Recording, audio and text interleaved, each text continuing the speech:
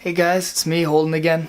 Thought I'd do a video this time a little bit about myself and a little bit of history. I realized I didn't really get into too much detail last time. But, let's see. I'm 17. I'm a junior here at Pensy. I didn't always go to Pensy though. Freshman year I went to Wooten. Not too much happened there. Can't really remember too much, but I was only there for a year. So I went to Wooten, and then I left the first year, and then for sophomore year, I went to this school called Elkton, and that was pretty miserable. I mean, I was surrounded by phonies, everybody, especially the headmaster. He was probably the phoniest of them all. On Sundays, I remember he would go up to all the parents that dropped their kids off and shake hands with every single one of them. I mean, unless, of course, they were funny looking. If they were even a little bit fat or corny, or if they wore those business suits every single day, he would simply just smile and move on. So I had this roommate there, Dick Slagle. He was a weird kid.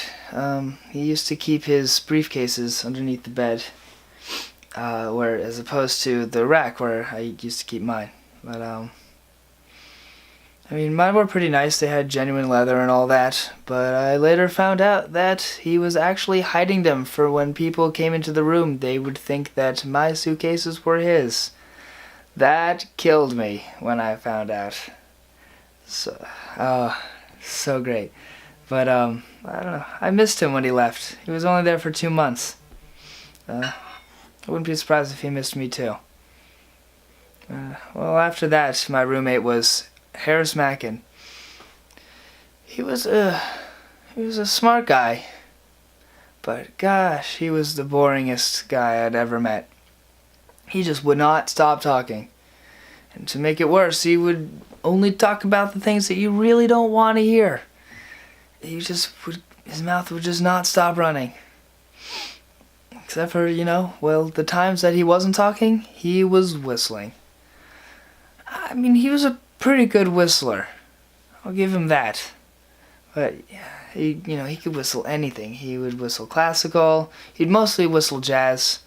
I never told him though. I never told him that he was a terrific whistler. But it's not like you just go up to somebody and say, "Hey, you're a terrific whistler."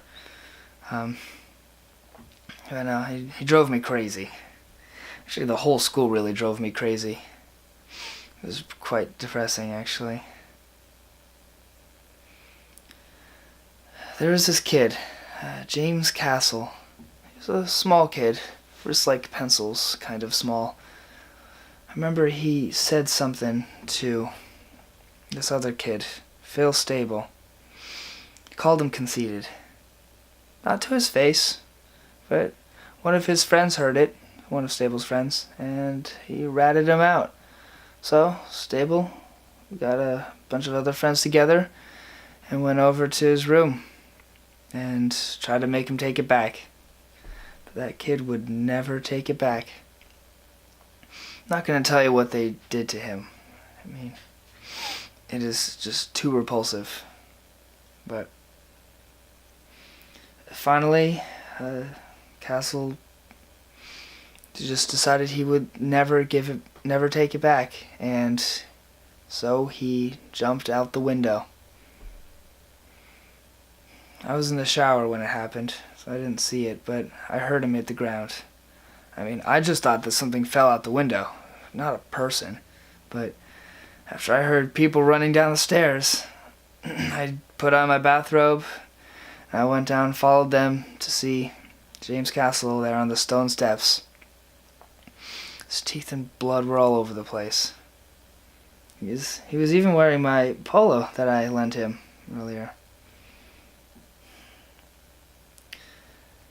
And all they did with the kids that were in the room was expel them. They didn't even go to jail. Well, it's a very depressing school. It just drove me crazy. So I left that place, and here I am now at Pensy. But, it's not going so much better here either. Like I said earlier, I don't know how much longer I'm staying here.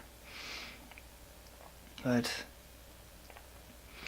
yeah, that's my history. It's a little bit about me. I'll be back to tell you maybe a few more stories. Um, until then.